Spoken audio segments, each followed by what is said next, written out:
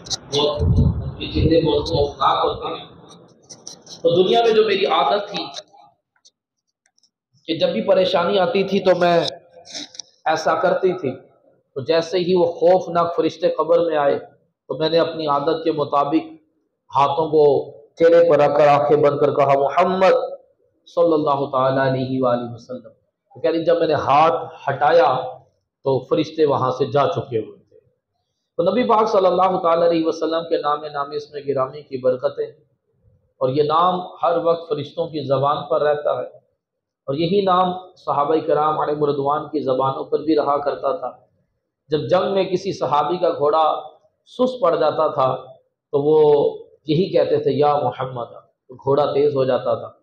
یا گھوڑے کو کہتے تھے کہ تم جنگ میں میرا ساتھ نہیں دے رہے، میں حضور کی بارگاہ میں تمہاری شکایت کروں گا، تو گھوڑا بہت تیز ہو جاتا تھا اور بڑی چستی کا مظاہرہ کرنا شروع ہو جاتا تھا۔ تو صحابہ کرام علیہم رضوان کی زبان پر جو ہے یہ نام رہتا تھا۔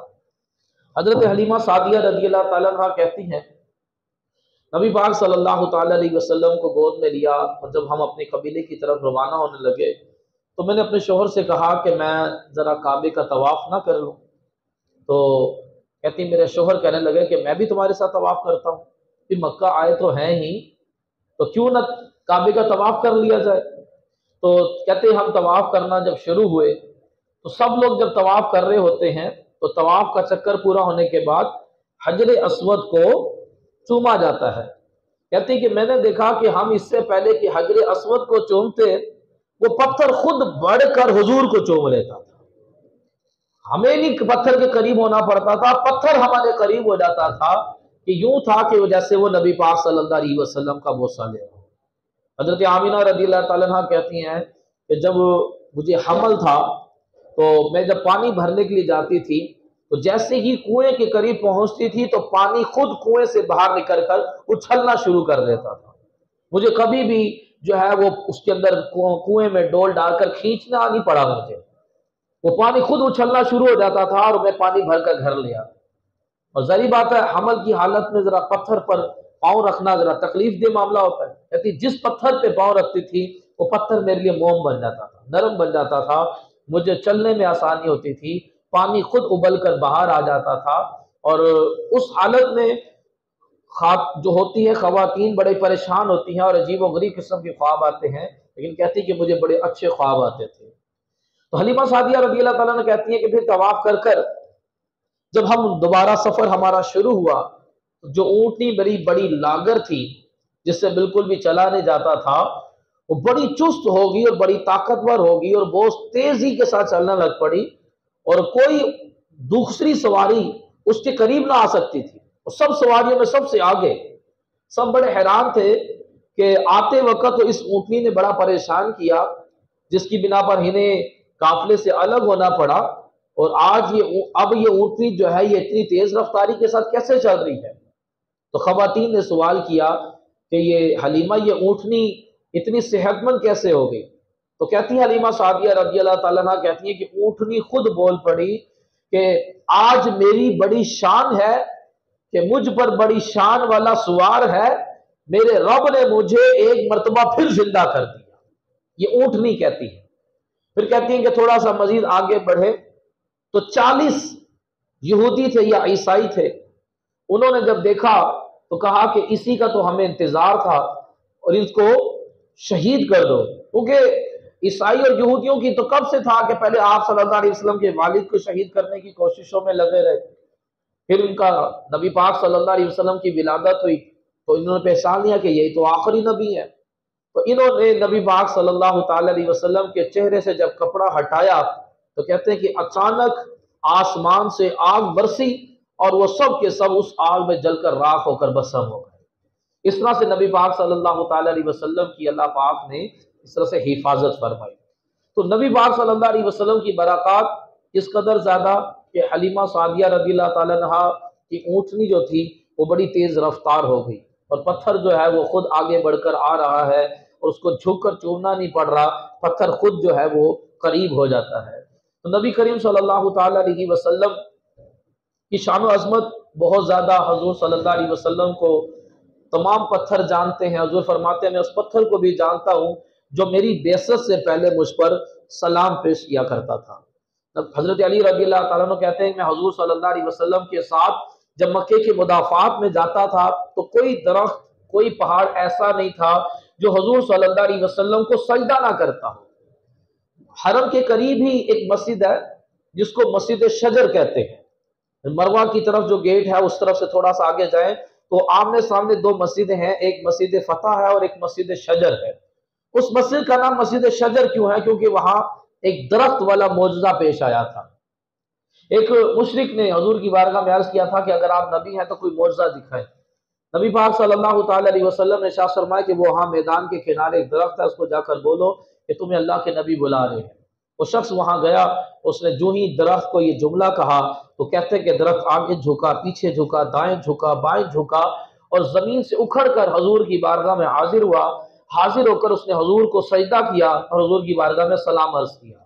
نبی پاک صلی اللہ علیہ وسلم نے ارشاد فرمایا کہ صرف اس کو دکھانے کے لیے تمہیں یہاں بلایا گیا تھا، تم اپنی جگہ پر واپس لوٹ جاؤ۔ وہ درخت پھر واپس پلٹ گیا، وہ شخص فوراً کلمہ پڑھ کر مسلمان ہو گیا۔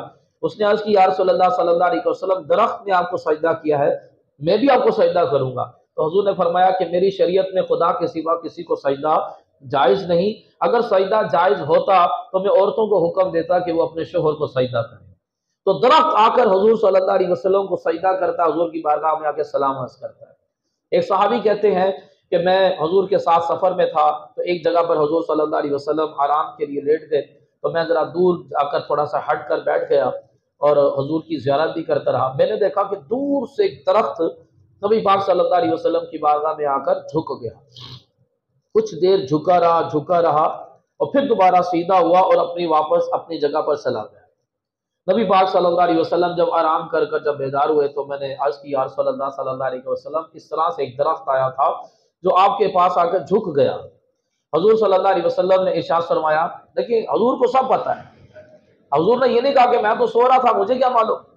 نبی پاک صلی اللہ علیہ وسلم نے فرمایا کہ جب میں یہاں آرام کر رہا تھا تو اس درخت نے اللہ کی بارگاہ میں عرض کی کہ باری تعالیٰ تیرے حبیب تشریف لائے ہیں، مجھے اجازت دے کہ میں جا کر تیرے حبیب کو سجدہ کروں اور ان پر جا کر سلام بھی عرض کروں۔ تو اللہ پاک نے اس کو اجازت دی تو یہ میرے پاس آ کر اس نے مجھے سجدہ کیا اور جھک کر میرے پاس کھڑے ہو کر جو ہے یہ مجھ پر سلام پڑھتا رہا اور پھر واپس اپنی جگہ پر چلا گیا۔ تو نبی پاک صلی اللہ علیہ وسلم فرماتے ہیں کہ مجھے سب جانتے ہیں سوائے مشرکین اور منافقین کے۔ تو یہ پتھر، یہ درخت، یہ پہاڑ سب کے سب نبی پاک صلی اللہ علیہ وسلم کو سجدہ کیا کرتے تھے، حضور صلی اللہ علیہ وسلم کو پر سلام بھی عرض کیا کرتے تھے۔ حضور صلی اللہ علیہ وسلم کیونکہ سارے جہان کے لیے رحمت بن کر آئے تو سارا جہان جو ہے حضور صلی اللہ علیہ وسلم کو جانتا ہے اور پہچانتا ہے۔ تو یہ جانور بھی نبی پاک صلی اللہ علیہ وسلم سے بڑی عقیدت اور محبت رکھتے تھے۔ ایک مرتبہ اونٹ جو ہے وہ پاگل سا ہو گیا تو صحابہ کرام علیہ رضوان نے عرض کی، حضور صلی اللہ علیہ وسلم جانے لگے تو صحابہ کرام نے روکا کہ یا رسول اللہ کہیں آپ کو نقصان نہ پہنچا دے۔ حضور نے فرمایا مجھے جانے دو۔ حضور جب اس اونٹ کے قریب ہوئے تو حضور اس اونٹ نے اپنا سر حضور کے قدموں میں رکھ دیا اور اس کی آنکھوں سے آنسو جاری تھے۔ نبی پاک صلی اللہ علیہ وسلم نے بڑی شفقت سے اس کے اوپر ہاتھ پھیرا اور اس کے آنسو جاری ہو گئے۔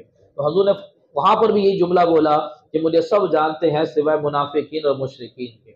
پھر ایک انصاری کے باغ میں حضور تشریف لے گئے تو فوراً اونٹ حضور کی بارگاہ میں آ کر عرض و گزارش کرنے شروع ہو گیا۔ تو حضور نے فرمایا یہ اونٹ کس کا ہے؟ تو صحابہ کرام نے فرمایا کہ فلاں انصاری کا ہے۔ نبی کریم صلی اللہ علیہ وسلم نے ارشاد فرمایا یہ اونٹ مجھ سے شکایت کر رہا ہے کہ میرا مالک مجھے کھانے کو کم دیتا ہے اور میری طاقت سے زیادہ مجھ سے کام لیتا ہے۔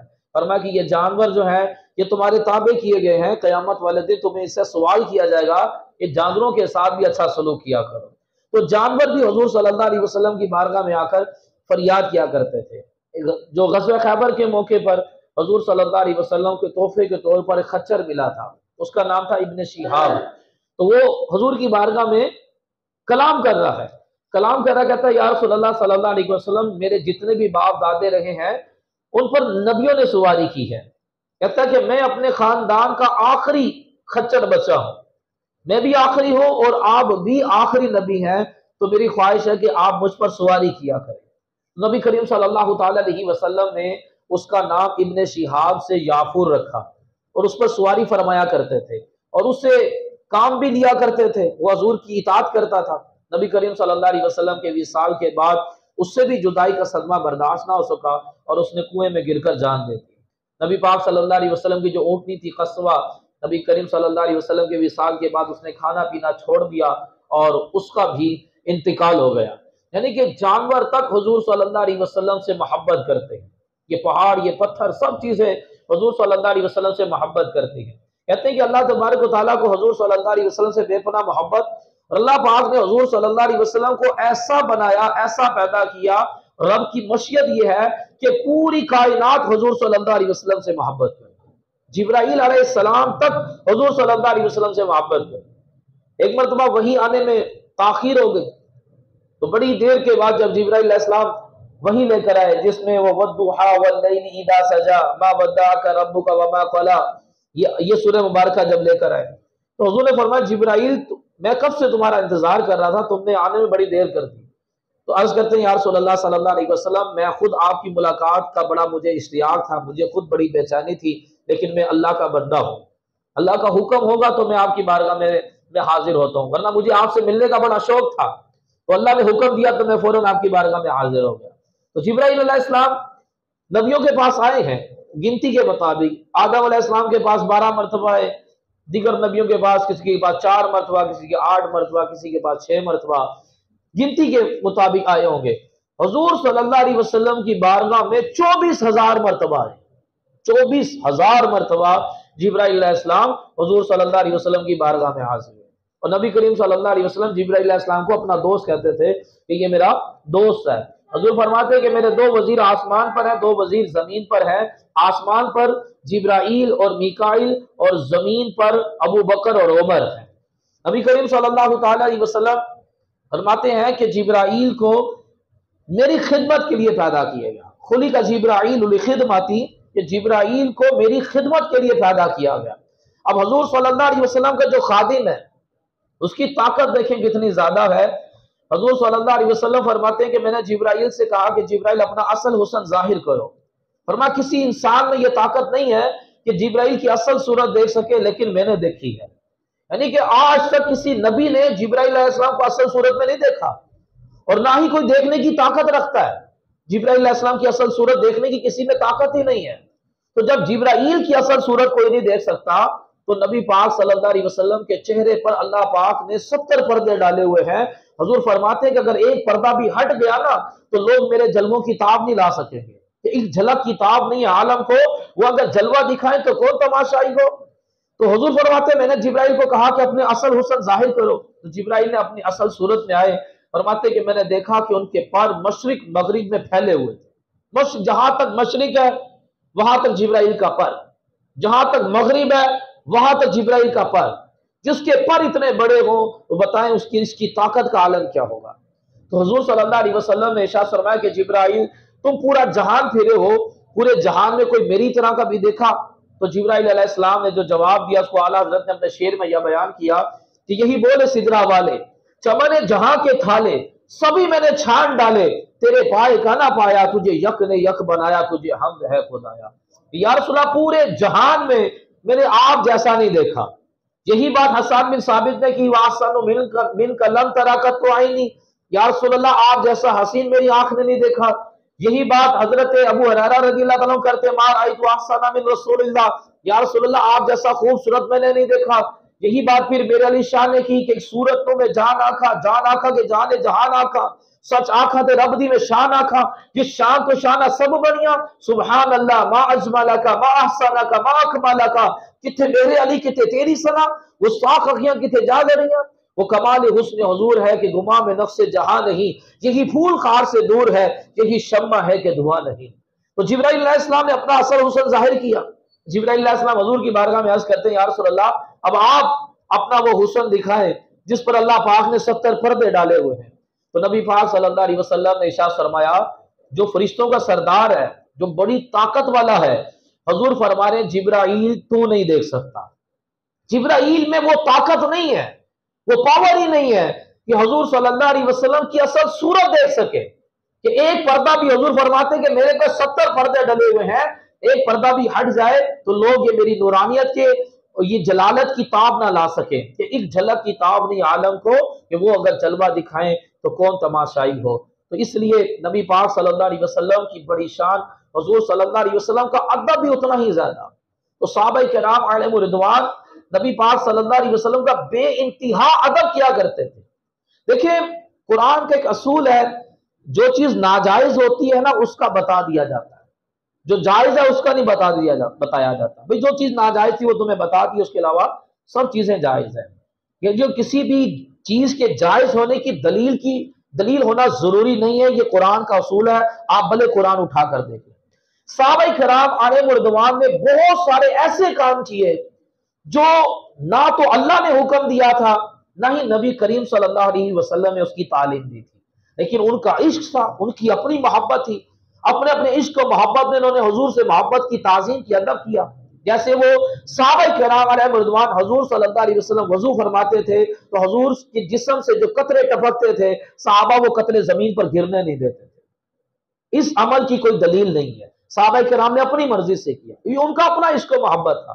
نبی پاک صلی اللہ علیہ وسلم جب اپنی زلفوں کو تراشتے تھے یا اپنے ناخن تراشتے تھے تو کوئی بھی ناخن، کوئی بھی بال زمین پر نہیں جاتا تھا، وہ صحابہ کے ہاتھوں پر ہی جاتا تھا، اس کے بطور تبرک اپنے پاس سنبھال کر رکھتے تھے۔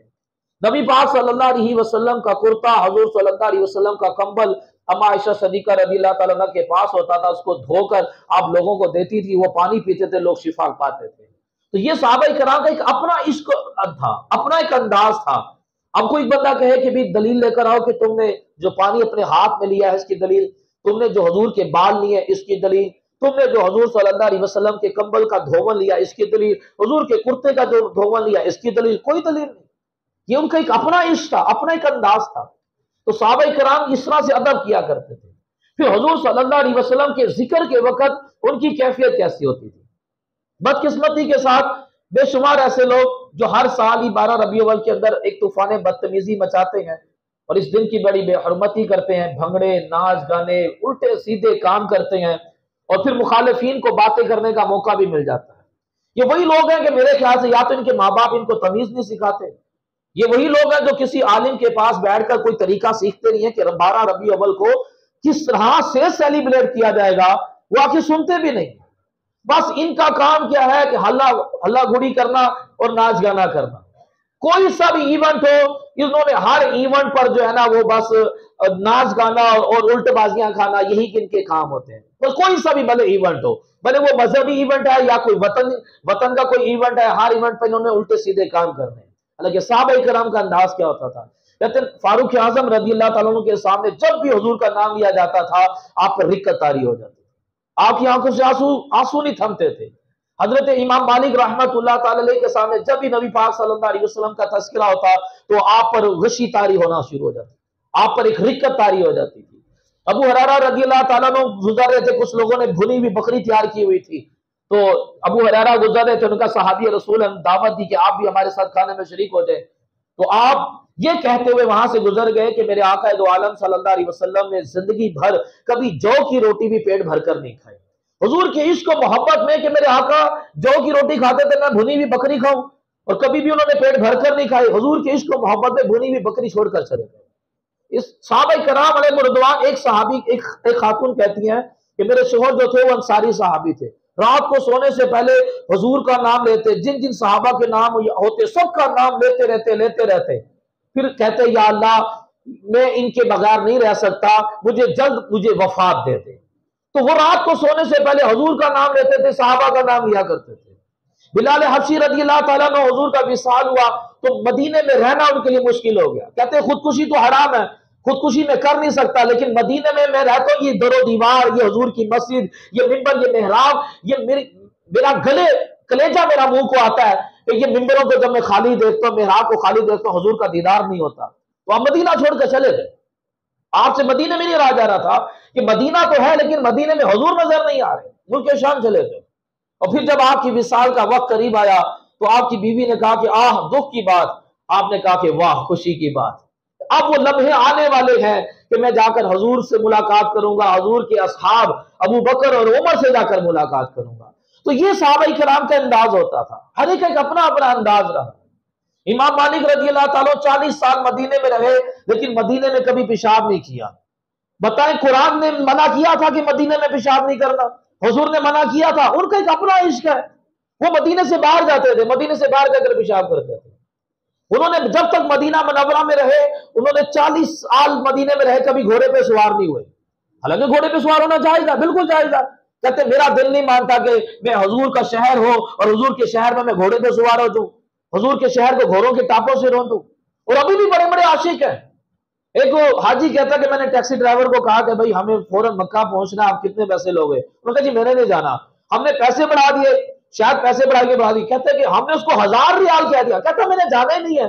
کہتا ہم تھوڑا سا غصے میں یار عجیب انسان ہو، اتنے زیادہ پیسے دے رہے اور پھر بھی نہیں جا رہے۔ کہتے بھائی میں مدینے سے باہر جاتا ہی نہیں ہوں، میں نے کبھی مدینے سے باہر اپنی ٹیکسی لے کر ہی نہیں گیا کیونکہ مجھے مدینے میں مرنا ہے۔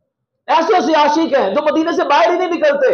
ایسا نہ ہو کہ مدینے سے باہر نکلے ہمیں کوئی موت نہ آ جائے، اور حضور کا حکم ہے کہ جس سے ہو سکے وہ مدینے میں مرے، جو مدینے میں مرے گا میں اس کی شفاعت کروں گا۔ کہتا میں مدینے سے باہر نکلتا ہی نہیں ہوں، مجھے تم 1000 کیا لاکھ ریال بھی دو گے تو بھی میں نہیں جاؤں گا۔ ایسے ایسے عاشق۔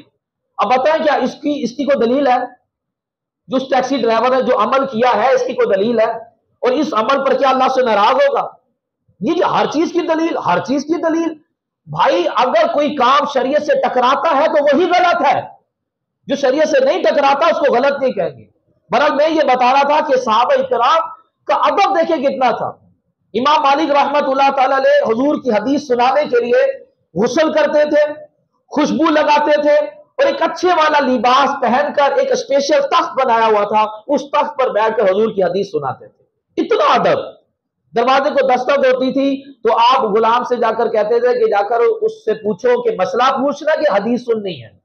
اگر وہ کہتا کہ مجھے مسئلہ پوچھنا ہے تو آپ دروازے پر جاتے، مسئلہ سنتے، جواب دے دیتے، اور اگر وہ کہتا کہ میں نے حدیث سننی ہے تو پھر آپ پھر غسل کرتے، لباس پہنتے، خوشبو لگاتے، پھر اس کو بلاتے، پھر تخت پر بیٹھ کر بڑے ادب کے ساتھ حضور کی حدیث بیان کرتے۔ اتنی ادب کے ساتھ حضور کا ذکر کیا جاتا تھا، بڑے ادب کے ساتھ حضور کا ذکر سنا جاتا تھا۔ اور اب یہ لوگ 12 ربیع اول والے دن بعض لوگوں کا انداز کیا محفلوں کے اندر کہ میوزک بج رہا ہے، ڈف بج رہا ہے، ڈف کے ساتھ نعتیں پڑھی جا رہی ہیں، اس طرح سے حضور کا ذکر کیا جاتا ہے، دھمالے ڈل رہی ہیں، اچھل کود ہو رہا ہے، اور وہ پتہ کس قسم کے وہ راگ لگائے جا رہے ہیں اور لوگ اچھل کود کر رہے ہیں۔ یار صحابہ کرام کا انداز تو دیکھو کہ وہ حضور کا ذکر کیسے سنتے تھے، حضور کا ذکر کیسے کرتے تھے۔ جب حضور کا ذکر ہوتا تھا تو ان کی کیفیت کیا ہو جاتی تھی، وہ کیفیت ہمارے اندر کیوں نہ ہوتی؟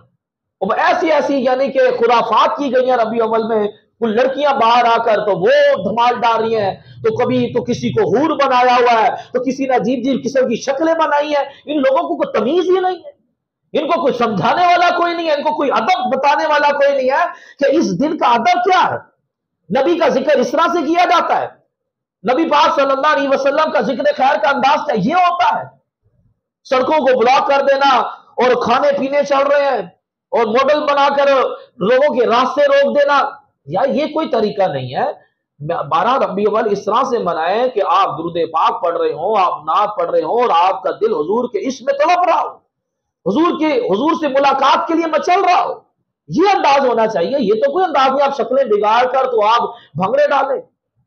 ادھر الحمد کالونی میں مجھے جانا تھا بیان کے لیے، تو مجھے وہاں سے گزرنا مشکل ہو گیا، اور جب گزرتے ہوئے آتے ہوئے دیکھا تو کہیں پر کسی نے بڑا سا ڈی جے لگایا ہوا اور قوالی چل رہی ہے، تو تاڑیاں مار رہے ہیں، تو بھنگڑے ڈال رہے ہیں۔ سمجھ سے بات ہے کہ یار ان لوگوں کو کون سمجھائے کہ یہ تم کیا حرکت کر رہے ہو، اور تمہیں آج ہی کا دن ملا تھا اس طرح کی حرکتیں کرنے کے لیے؟ کوئی شرم حیا نہیں؟ کس قسم کے تم مسلمان ہو کہ نبی کی ولادت کی خوشی اس طرح سے منائی جاتی ہے؟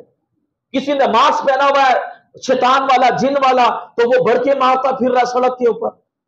عجیب لوگ ہو یار آپ لوگ، کوئی تھوڑی بہت تو حیا ہوتی ہے یار، وہ مذہبی دن کا تو بندہ کم سے کم ادب کر لیتا۔ لیکن یہ وہی لوگ ہوتے ہیں جو جمعہ پڑھنے بھی آئیں گے تو جب سلام پھرنے والا ہوتا ہے تب آتے ہیں۔